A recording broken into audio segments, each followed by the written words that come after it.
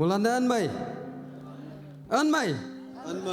mày ngồi à mày ngồi nó tia sabu vậy bu chính à chú xuân habu imano nu nước ba hạ ngày vậy hạ đâu tụi mình được nằm nổ lan nổ tao chính là chính à xuân beng ở bu mong mình như thế đó ông xin à không dừng nhà mà bây ông đi kia mulan de menyong panang kau ông mới mang glak yang à tụi mình sắp chim bukai à mới mang de ngay là cái cháu sợ vắng nào đâu chạy này tấm năng tao tụi mình phải local này tại sao mà đâu mới lạc chính là ngao trà kau ang ngao cái nưng kau ang yaha hay yang ở nhà này ít không là cái yaha mà hay yang từng ba mà không là yang hạt đâu kau ang ngao cái năng năng à tao à anh bay ya phân bay yang không ya vậy no thế bây hạt đâu kau ang ngao lại mi mà ở bên kau ang gì cái lok ya vậy ở bên kau ang de ngao ya vậy yaha mà yang từng ba mà không là yang siêu cái năng tao quay tao mất một lần à mong chẳng em yang phân được hai yang tao mất à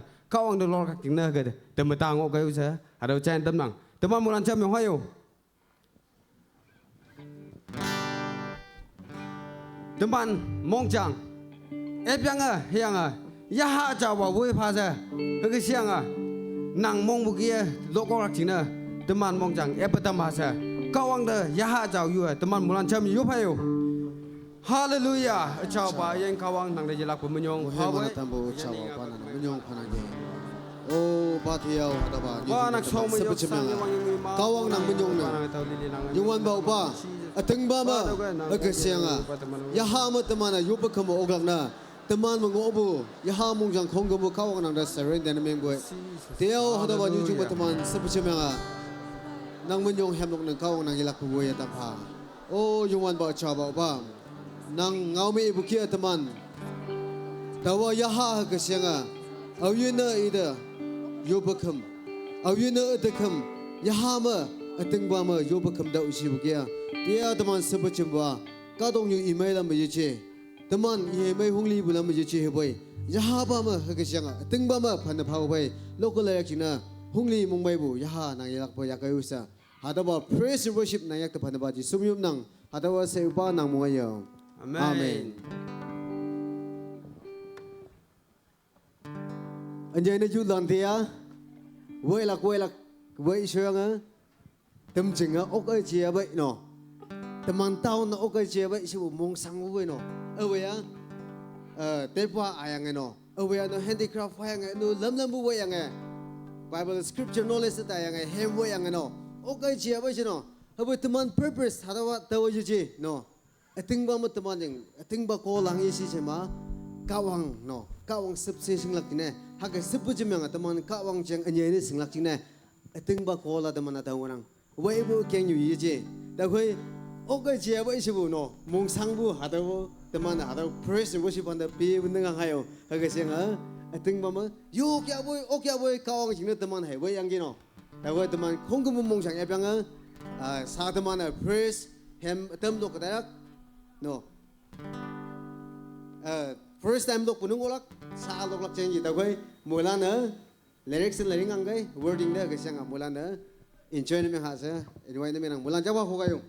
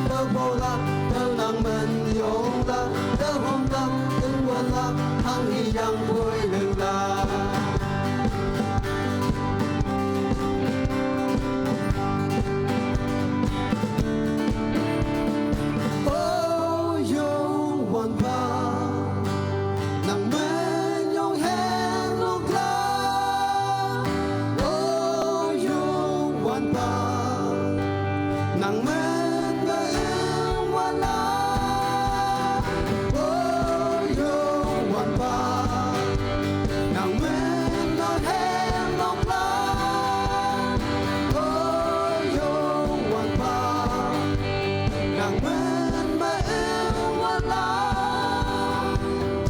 đâu lục lạc đâu bộ lạc đâu nang men yong la đâu hùng lạc ương wan la hang y yang bôi lưng la đâu lục lạc đâu bộ lạc đâu nang men yong la đâu hùng lạc ương wan la hang y yang bôi lưng la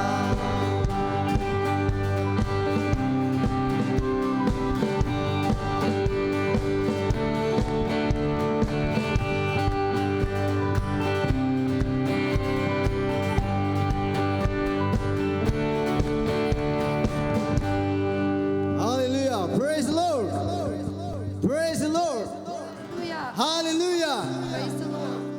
The mother Psalms me, okay no? Daw lai hem me. Praise the Lord. No. Dawa limit anang. Hangsin di ilak dawa, hangsin di ilak shuba anang. Dia the man opposite praise the Lord si yoglak no. 1,000 time yoglak no. Ban mo yoglak tang mo yoglak no dia. Okay. Anya ne daw target ni ming ba haraw youth pastor no. Dia the man loglak ajo. Okay. Whoa! Okay, ready no, dia. Praise the Lord. Youth pastor lah, ni jak apa kayo?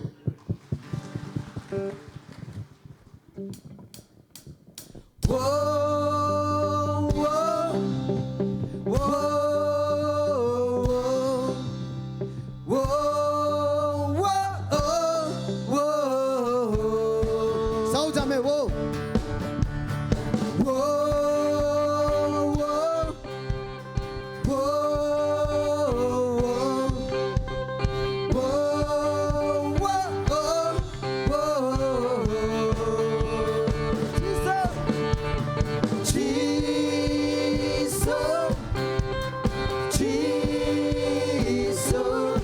Ulan lo ha.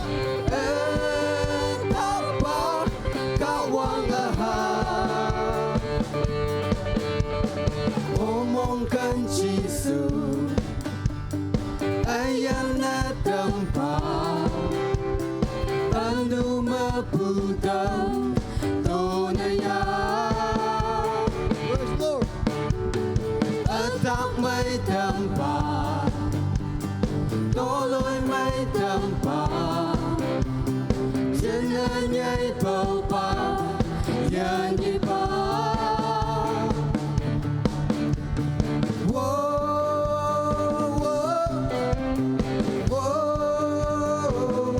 Yes, everyone.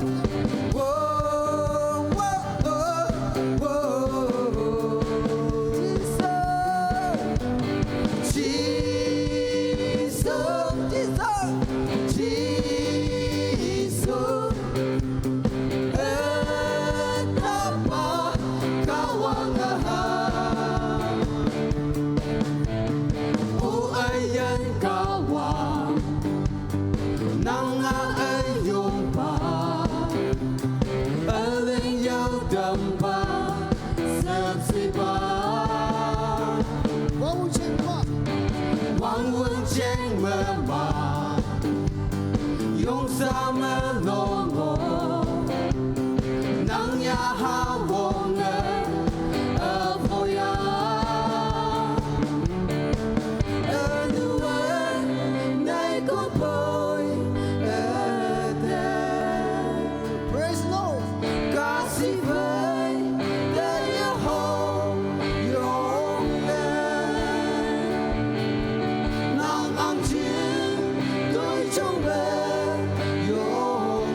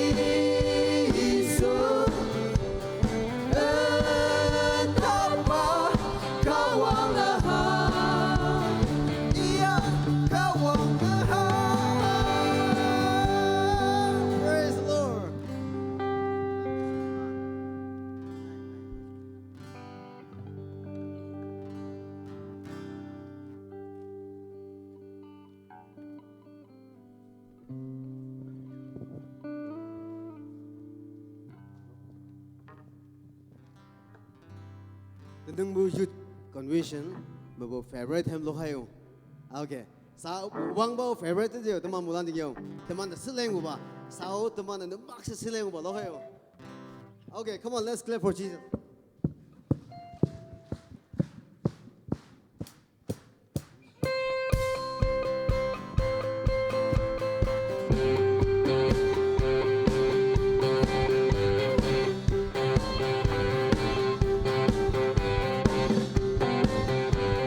Yes. No food, you want, but the way you know, the way everything like now. Mula lo kayo, everyone. No food, you want, but the way you know, the way everything like now, the way everything like now. Dung quân ba nhĩ dung ba ân mê ý mê tơ về tình lạc hư thì vây trên tình ô la Dung quân ba nhĩ dung ba ân mê trên thế ý ở bơ về tình nàng Cả đà la trên thế ý ở vui nàng ở mong hơn vui mê mong hơn vui mê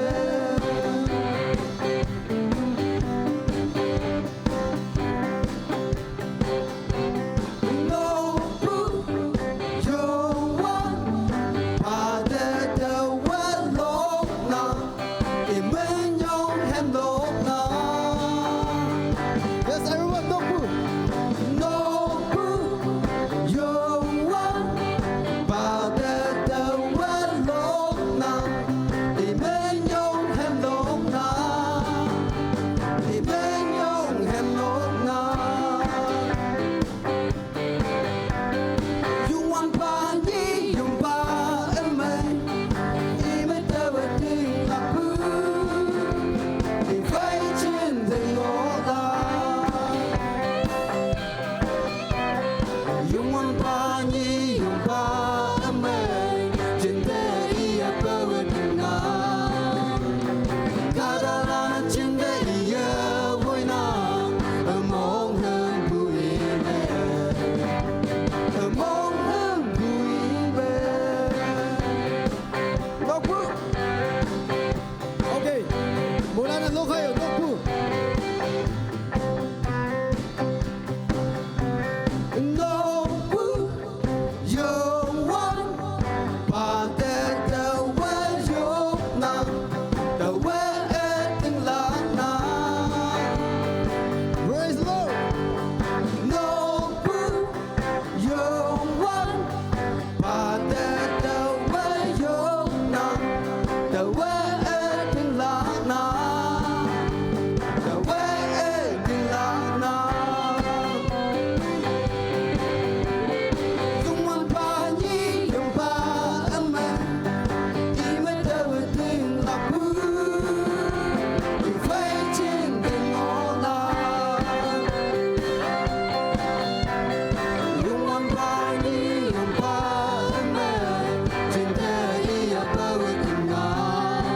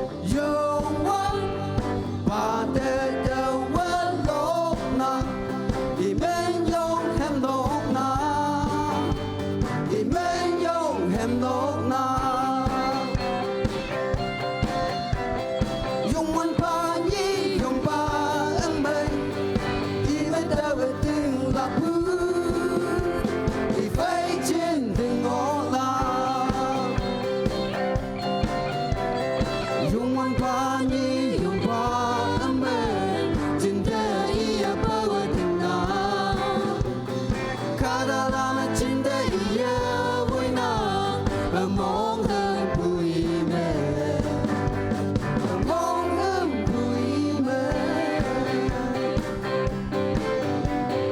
dùng mong ba nhi dùng ba âm mê trên đời yêu bao tình nào cả đã lại trên đời yêu với nào mong hương bụi mê mong hương bụi mê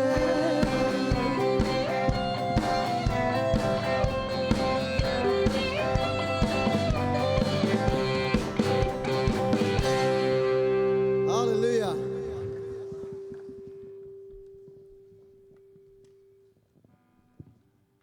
Teman kawanga assignment no pungonang. Dia teman worship ya wang wanda praise him lo wang wanda nge yang kawanga teman kawanga iya yaha ayun na ida yupakam yaha ma yupakam da shi wonang minute atanjing na atan hibak jing na teman na yupakam bo hibak wa yonghu bulan yonglak shotu bulan solak freedom to worship nang jing na freedom dia teman da kawanga nikbu hibak janang wonang mulan bungo ya dia hado wholesome ngobu asam ngobu awin ausina hado convention witness nem bai bungo ya be teman kong gumbuda kawanga ngabu jangonang there will be a breakthrough in the name of Jesus hado praise hado worship kaya atam there will be a changes jelebu iyan ma nang individual nang iyan ma ninok noksama ninok naman jingsama teman konyak katong ma teman nagama ada ba worship kaya there will be a changes takang obulan atamo there will be a healing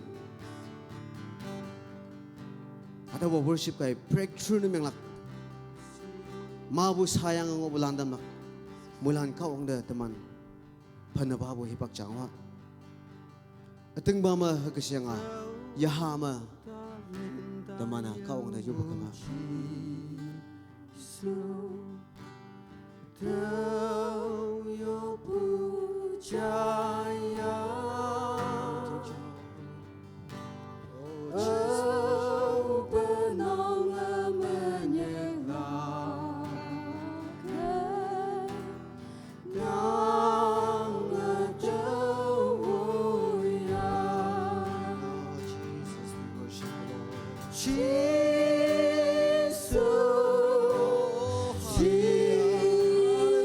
And every knee shall bow and worship. Jatuh saya iman Allah. Jatuh saya Yesus Kristus.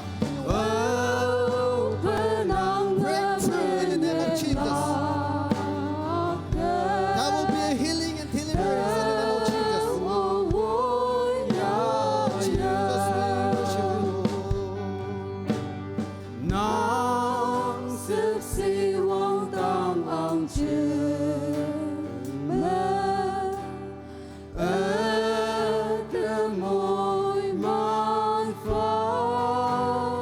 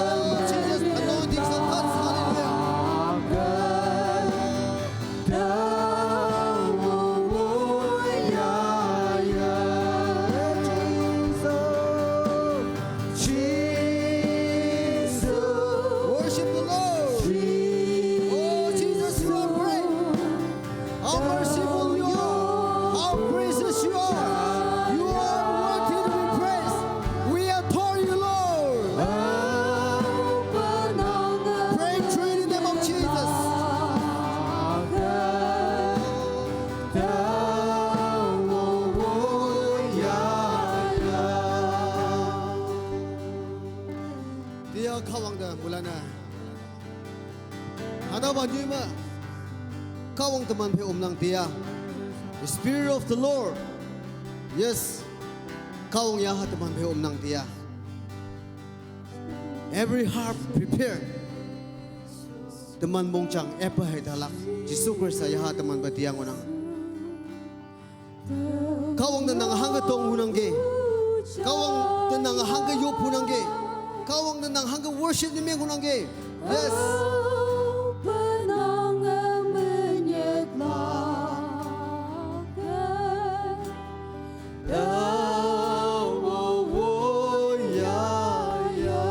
Teman melancam lokayo. Jesus Yes, come on. Jesus Thou your puchaya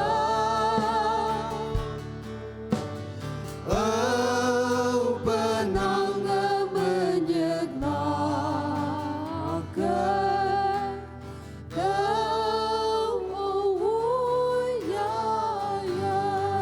mula na kawang na panapa menyung pa ida na hanga yupu haga kawang na panapa mula worship na mula ngawaya jam yupayo hallelujah chaba ba oh Jesus we worship you Lord oh hallelujah we worship you Lord